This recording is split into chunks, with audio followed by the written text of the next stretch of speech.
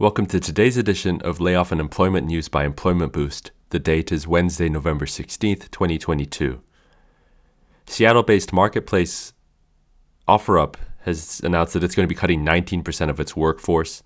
This is a continuation of what's been happening all across technology, really, with the cost of capital going up and demand falling a little bit, in terms of what consumers are doing.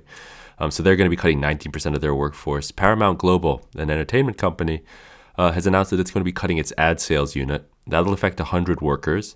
And this is an interesting one, again, kind of tied to what's happening in terms of ad spend. The first place that people will typically cut when times get a little bit more challenging, at least at the corporate level, is advertising and then headcount. So this is just a manifestation of that development.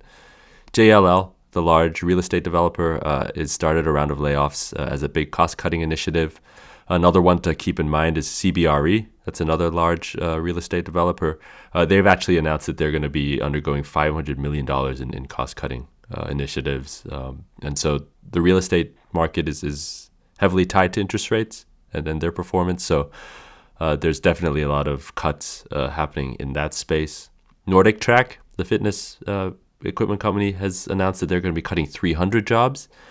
And CNN, which announced layoffs really at the closure of their CNN Plus platform back in the summer, is going to be starting their layoffs in December. And the company just held a town hall to discuss all of that. So lots of employment news, lots of layoff news that's really starting to look like it's affecting more industries than just technology.